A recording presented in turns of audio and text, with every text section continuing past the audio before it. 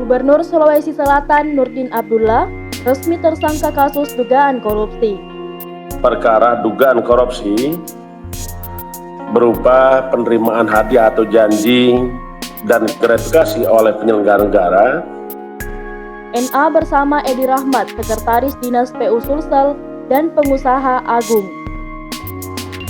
Ruangannya di kantor Dinas PU Sulsel disegel petugas Komisi Pemberantasan Korupsi. AS selanjutnya pada tanggal 26 Februari 2001 diduga menyerahkan uang sebesar 2 miliar rupiah kepada NA melalui saudara IR. Sejumlah koper berisi uang 1 miliar rupiah turut disita.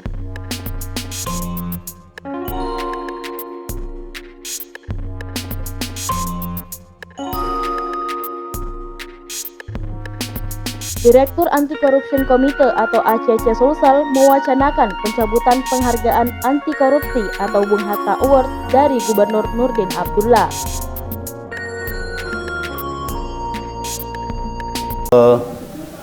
Tentunya memang kalau kami menilai ya di kepemimpinan Pak Nurdin Abdullah ada memang beberapa catatan yang publik kemudian menilai ya. Ada beberapa catatan kasus, ada beberapa catatan tentang hebohnya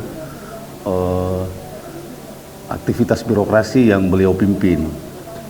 Nah, catatan yang saya maksud itu mungkin kalau ditelusuri di publik bisa kita lihat di awal kepemimpinan beliau sekitar tahun 2019 ada pansus hak angket terkait dengan manajemen birokrasi beliau. Nah, di mana pansus tersebut ada beberapa hal krusial yang kemudian ditemukan oleh teman-teman DPR. Apa itu? Sebutlah terkait dengan ada mafia proyek atau jatah-jatah proyek yang didapat pada saat itu. Fakta yang ditemukan di pansus itu satu. Yang kedua adalah terkait dengan manajemen birokrasi ASN di pemerintahan Provinsi Sulawesi Selatan. Nah, tentunya hasil pansus tersebut juga ada 7 rekomendasi, tapi saya ingin katakan satu saja, ada dugaan korupsi, kolusi, dan nepotisme di dalamnya. Itu satu hal. Yang kedua adalah kami juga atau publik memotret tentang ada beberapa kebijakan strategis yang beliau cetuskan ya, sebutlah terkait dengan proyek Makassar Newport. Jadi di Makassar Newport sendiri itu terkait dengan pengerukan pasir laut. Nah, di situ diduga juga bahwa memang ada konflik kepentingan di situ, kemudian juga ada potensi korupsi di balik proyek tersebut. Kemudian yang berikutnya lagi kami meng-highlight tentang ada terkait dengan monopoli travel. Itu sempat juga muncul di publik pada waktu itu. Jadi salah seorang kerabat beliau yang kemudian memiliki travel yang jadi setiap perjalanan-perjalanan itu di order atau dipesan ke familinya. Yang ketiga, kemudian yang keempat itu yang sempat heboh juga atau diliput secara nasional, sebutlah Tempo pernah menginvestigasi tentang proyek tender dan lelang di balik pembangunan Stadion Mato Angin.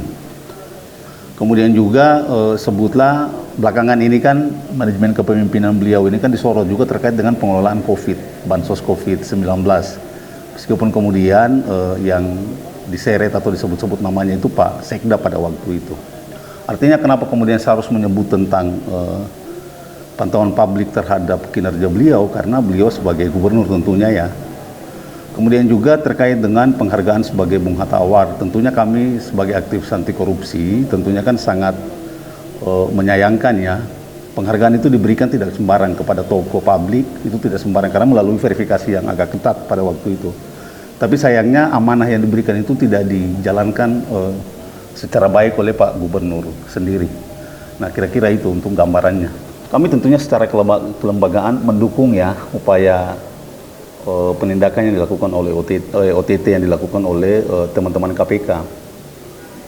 Saya ingin mengatakan bahwa di periode Pak Gubernur Nurdin Abdullah ini KPK itu cukup intens di sini. Apa aktivitasnya KPK di sini? Ada namanya Korsubga, Koordinasi Supervisi dan Pencegahan. Nah, teman-teman KPK itu ngepost di Sulsel untuk kemudian upaya tadi itu ada pencegahan korupsi yang dilakukan.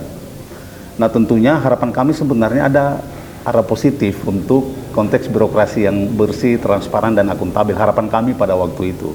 Karena meskipun bagaimana KPK masih dipercaya ya untuk aktivitas pemberantasan korupsi. Tapi kan fakta hari ini dengan adanya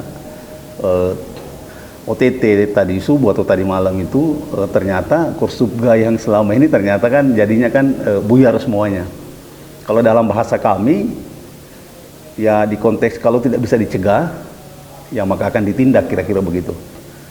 Padahal harapan besar karena latar belakang beliau sebagai penerima baca atau Bung Hatta Award itu, harapan besar arah political will untuk pemberantasan korupsi dan pencegahan korupsi di internal birokrasi itu sangat besar harapan kami di pundak beliau. Tapi sekali lagi fakta itu kemudian dia terbalik ketika ada operasi tangkap tangan yang dilakukan oleh teman-teman KPK.